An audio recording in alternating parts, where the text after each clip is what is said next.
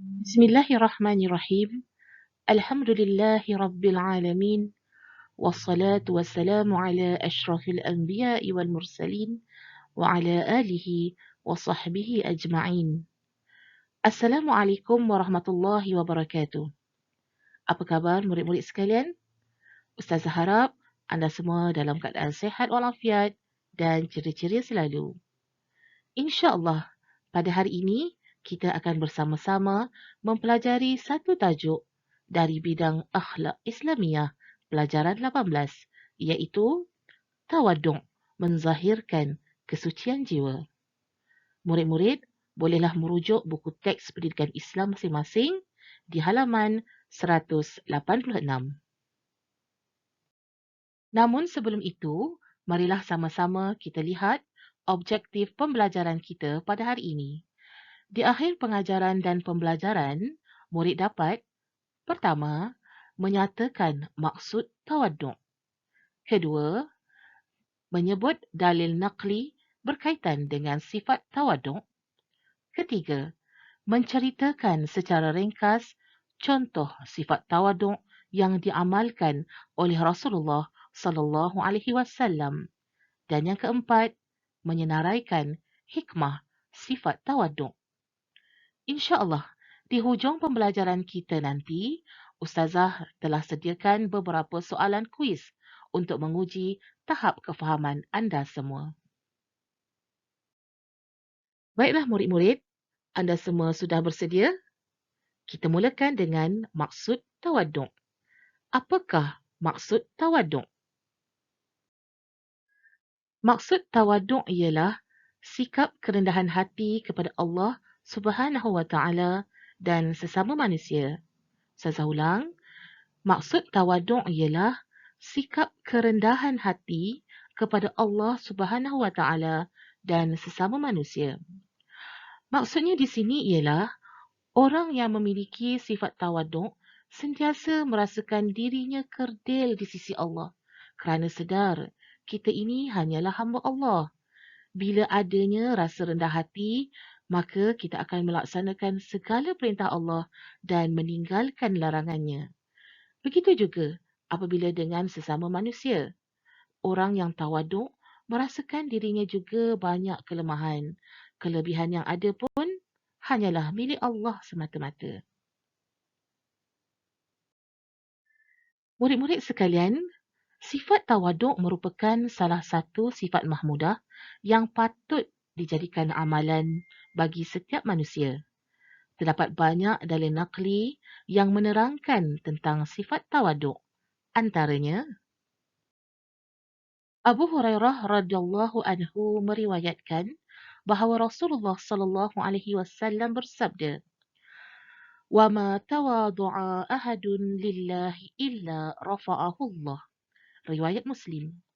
Maksudnya, dan tidaklah seseorang merendahkan diri kepada Allah Subhanahu wa taala melainkan Allah Subhanahu wa taala akan mengangkat darjatnya. Iyad bin Hamar radhiyallahu anhu meriwayatkan bahawa Rasulullah sallallahu alaihi wasallam bersabda, "Inna Allah awha ilayya an tawadhu hatta la yafkhara ahadun ala ahadin wa la yabghi ahadun ala ahadin." Riwayat Muslim. Maksudnya, sesungguhnya Allah Subhanahu wa taala telah mewahyukan kepadaku agar bersifat tawaduk. Janganlah seseorang antara kamu bersikap sombong dan berbuat zalim kepada yang lain. Murid-murid sekalian, marilah kita lihat beberapa contoh sifat tawaduk yang diamalkan oleh Rasulullah sallallahu alaihi wasallam. Contoh pertama, sifat tawaduk Rasulullah dalam pergaulan. Rasulullah sallallahu alaihi wasallam menunjukkan sifat tawaduk ketika bergaul, terutama dengan kanak-kanak. Walaupun mempunyai kedudukan yang mulia, baginda tidak sombong dengan kedudukannya. Sebaliknya, baginda menghormati dan menyayangi kanak-kanak. Baginda sentiasa bersikap lemah lembut dan menunjukkan kasih terhadap mereka.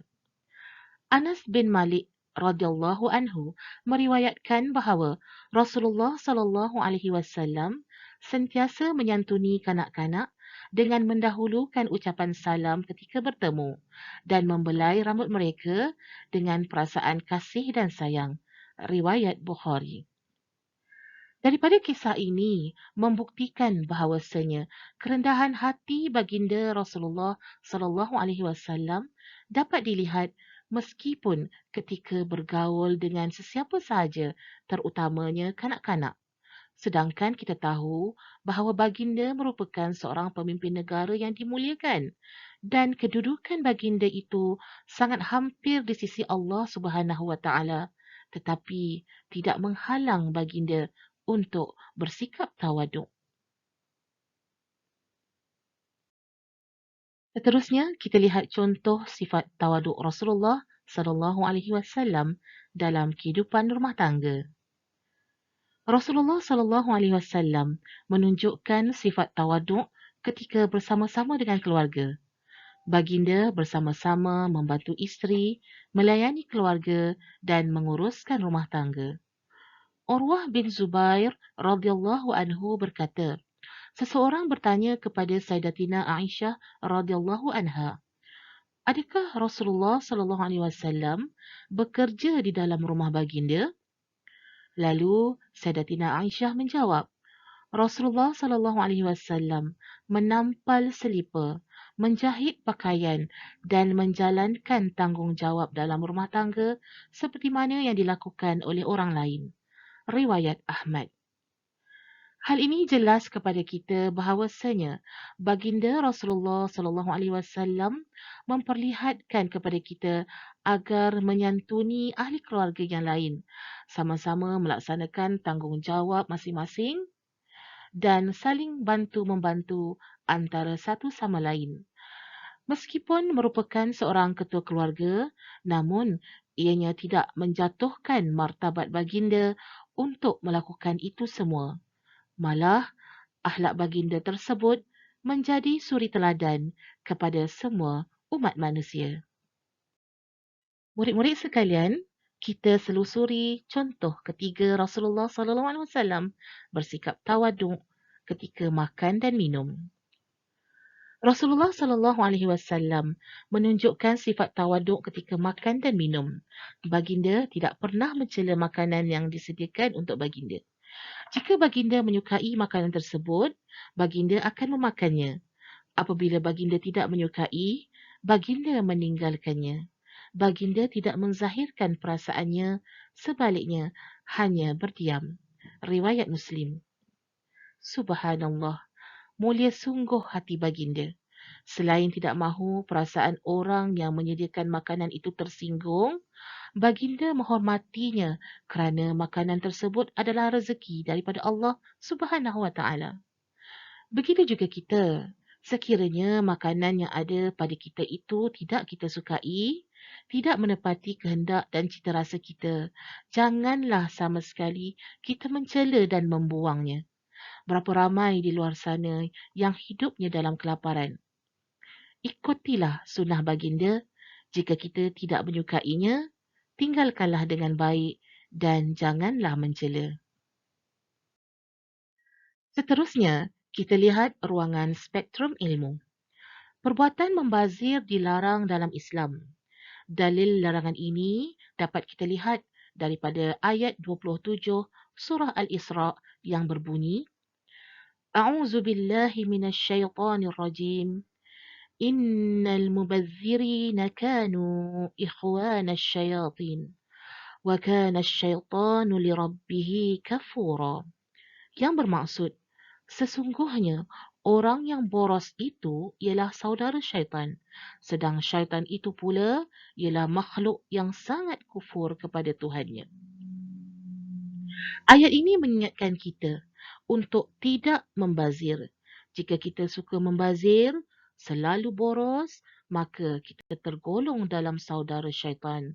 Na'udzubillahi min zalik. Murid-murid yang dikasihi sekalian, lawan kepada sikap tawaduk ialah takabur. Dikhabarkan Manusia yang memiliki sikap takabur seumpama seseorang yang sedang berdiri di atas bukit atau di tempat yang tinggi. Seterusnya, dia melihat orang di bawah, semuanya kelihatan kecil dan kerdil. Lakaran sejarah membuktikan iblis adalah makhluk yang taat kepada perintah Allah Subhanahu Wa Taala, tetapi kerana sikap takabur iblis bertukar menjadi makhluk yang paling kufur dan derhaka kepada Allah Subhanahu Wa Taala. Oleh itu, murid-murid sekalian, jauhi sikap takabur, amalkan sikap tawaduk. Insya-Allah hidup kita dalam rahmatnya. Antara hikmah sifat tawaduk ialah pertama, membentuk insan yang bertakwa kerana sentiasa melakukan sifat mahmudah. Kedua, dikasihi masyarakat kerana tidak bersikap sombong. Ketiga, membentuk keluarga yang harmoni kerana saling menghormati antara satu sama lain. Keempat, mendapat kedudukan yang mulia di sisi Allah Subhanahu Wa Taala kerana sentiasa bersyukur. Dan yang kelima, membudayakan sikap merendah diri demi kepentingan Islam. Kesimpulannya, tajuk ini menerangkan kepada kita tentang kepentingan bersikap tawaduk yang melahirkan insan yang mulia. Kita telah belajar apakah yang dimaksudkan dengan tawaduk, iaitu sikap kerendahan hati kepada Allah Subhanahu Wa Taala dan sesama manusia. Kita juga telah melihat beberapa dalil naqli tentang sikap tawaduk. Contoh-contoh sikap tawaduk yang diamalkan oleh Rasulullah sallallahu alaihi wasallam iaitu dalam pergaulan, kehidupan rumah tangga dan tawaduk baginda ketika makan dan minum. Dan akhir sekali, sebentar tadi telah pun kita lihat hikmah sikap tawaduk. Sekarang, jom bersama Ustazah uji kefahaman kita terhadap tajuk ini. Soalan pertama, maksud tawaduk ialah sikap kerendahan hati kepada Allah Subhanahu Wa Taala dan sesama manusia. Betul atau salah? Ya, jawapannya ialah betul. Soalan kedua, Allah Subhanahu Wa Taala akan mengangkat darjat orang yang tawaduk kepadanya. Betul atau salah? Ya, jawapannya ialah betul. Soalan ketiga. Orang yang bersifat tawaduk merasakan diri mereka sentiasa di pihak yang benar. Betul atau salah? Jawapannya adalah salah. Soalan yang keempat. Mengaku kesalahan diri dan meminta maaf adalah A. Ciri sifat tawaduk, B. Kelebihan sifat tawaduk, C. Hikmah sifat tawaduk, D. Kesan sifat tawaduk. Jawapannya ialah A. Ciri sifat tawaduk. Seterusnya, soalan yang kelima. Sifat iaitu merasa diri lebih mulia berbanding orang lain adalah sifat yang bertentangan dengan sifat tawaduk. A. Takabur, B. Riak, C. Sombong, D. Angkuh.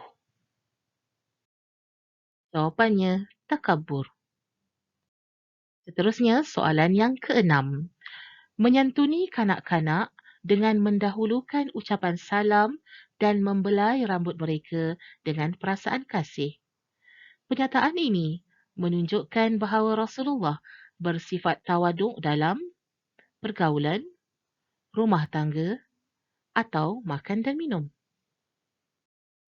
Ya, jawapannya ialah sifat tawaduk Rasulullah dalam pergaulan.